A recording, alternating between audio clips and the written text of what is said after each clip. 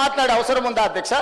అంటే ఈరోజు ముఖ్యమంత్రి ఇవ్వలే, ప్రతిపక్ష నాయకుడు హోదా ఉండనివ్వలే, ఇవాళ ఉప ముఖ్యమంత్రిగా బడ్జెట్ ప్రవేశపెడితే ఆ బడ్జెట్ను అవమానించే విధంగా, ఆ మనిషిని అనుమానించే విధంగా ఈ రోజు వీళ్ళ వ్యవహార శైలి ఉన్నది అధ్యక్ష. ఇది తెలంగాణ సమాజానికి మంచిదా అని నేను అడుగుతున్నా అధ్యక్ష.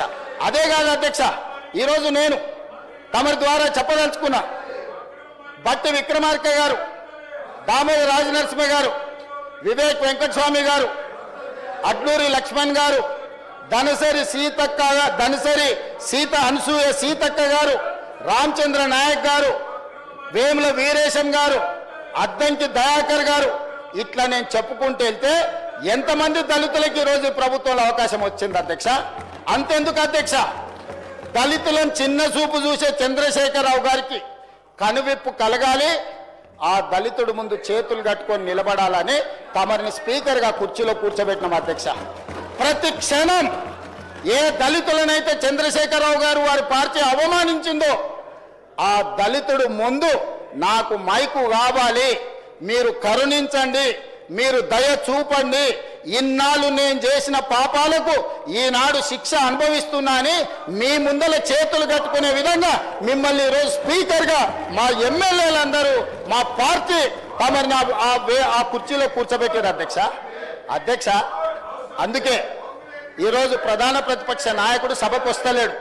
ఎందుకంటే ఒక దళితుడు ముందు నిలబడి నేను మైక్ అడగాలనా, ఒక దళితుడు పైన కూర్చుంటే నేను కింద కూర్చోవాలనా, దొరబిడ్డనై ఉండి దళితుడు ముందు కింద కూర్చోవడం ఏంది అని ఈరోజు సభకు రావడం లేదు. అది వారి విజ్ఞత, అది వారి ఆలోచన. పోని ఆయనకు అహంకారం ఉంది, వయసు మీద పడ్డది, లేకపోతే మనకంటే వయసులో పెద్దోడు అని ఆయనను కొన్ని విషయాలలో మనము చూసి చూడనట్టు ఉన్నా వీళ్ళకేం పోయే కాలం అధ్యక్ష? ఏం పోయే కాలం?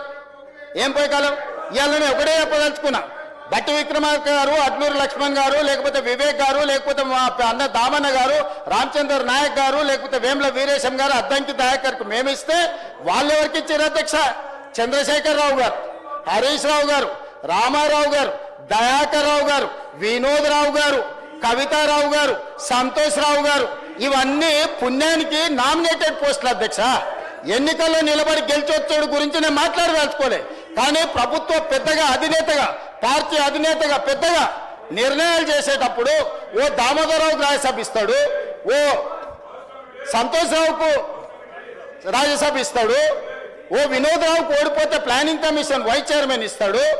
వీళ్ళు నలుగురు మంత్రులు ఇదే సభలో చంద్రశేఖరరావు, హరీష్ రావు, తారక రామారావు, దయాకర్ రావు మంత్రులుగా ఉంటే అటువైపున అట్లుంటే ఇటువైపున బట్టి విక్రమార్క దళిత్, దామోదర్ రాజనరసింహ దళిత్, వివేక్ వెంకటస్వామి దళిత్, అడ్లూరి లక్ష్మణ్ దళిత్, వేముల వీరేశం దళిత్, ధనసరి అనసూయ సీతక్క ఆదివాసి, అదేవిధంగా రామచంద్ర నాయక్ లంబాడ, అద్దంకి దయాకర్ దళిత్.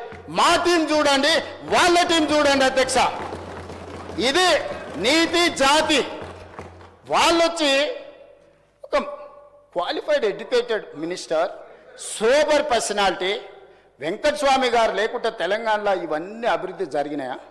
ఒక రాజకీయ వారసత్వము, ప్రజలకు సేవ చేసిన కుటుంబం నుంచి వచ్చిన మంత్రిని, ఆ మంత్రిని గెలవనిస్తలేరు అధ్యక్ష, మాట్లాడనిస్తలేరు.